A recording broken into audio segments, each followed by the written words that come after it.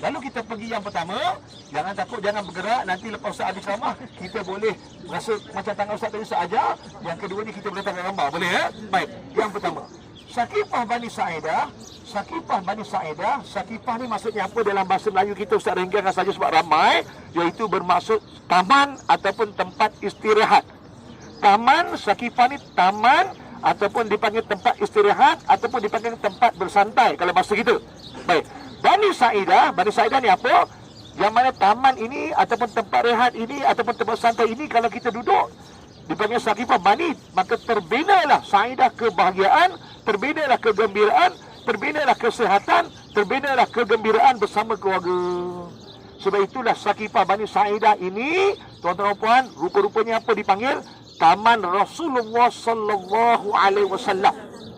Sebab itu bila sebut taman Rasulullah SAW, menandakan Islam itu tidak stres.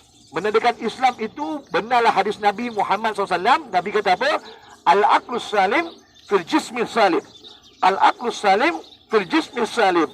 Binatang apa itu kan? Al-aqlus salim, akal yang sehat, akal yang cerdas, akal yang baik, badan yang sehat, pada kedudukan orang panggil orang yang sehat, orang yang beriadah.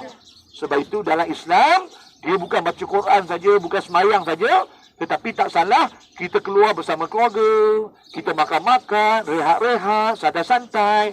Sebab itu dalam hadis Nabi Muhammad yang sebentar tadi Ustaz baca, rupa-rupanya Nabi Muhammad SAW nak bagi tahu, antaranya dalam Islam, kita juga boleh berehat, kita juga boleh bawa ahli keluarga berjalan, dalam masa yang sama cari satu tempat yang baik, yang mana tempat itu kalau kita duduk, dia boleh melahirkan kegembiraan, kebahagiaan, ataupun dipanggilkan ketenangan. Sebab itulah inilah dipanggil taman Rasulullah SAW.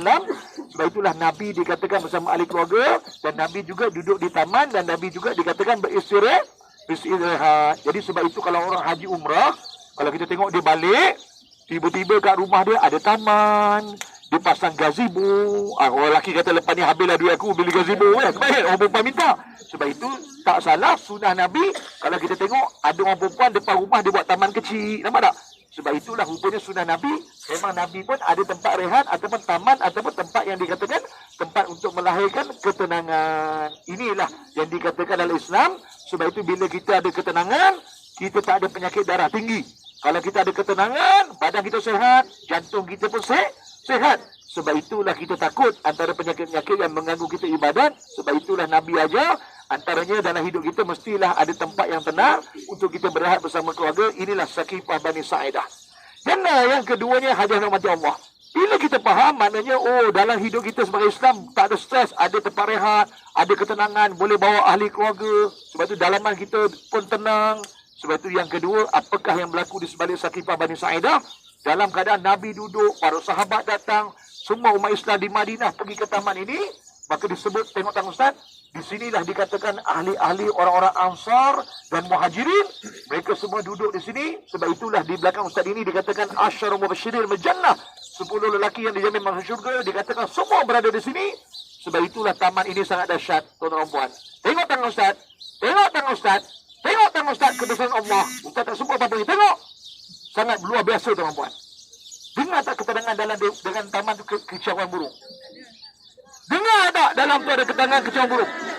Tetapi kuasa Allah Ta'ala, cuba tengok tuan-tuan, seperti mana dalam sejarah, dalam sains, ada terpisah antara air laut dengan air sungai.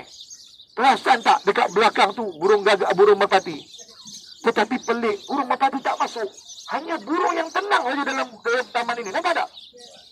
Nampak tak hari ini kebesaran Allah? Nampak tak? Sebab itu hadiah rahmati Allah. Ustaz minta maaf banyak. Ustaz pun terkejut dia tutup taman itu. Sebab itu masa musim haji 2 minggu lepas pun Ustaz pergi dia tutup. Sebelum ni dia buka. Kenapa tuan-tuan dan puan hadiah rahmati Allah SWT? Kenapa? Sebab itu tuan-tuan dan puan Allah, sebab ada antara jemaah Malaysia, jemaah dunia, mereka melakukan khurafat, mereka sembah kat dalam, mereka petik pokok di dalam. Sebab itu ditutup oleh kerajaan Arab Saudi. Nampak tak? Seperti mana nanti tuan-tuan dan puan pergi ke Mekah, Masjid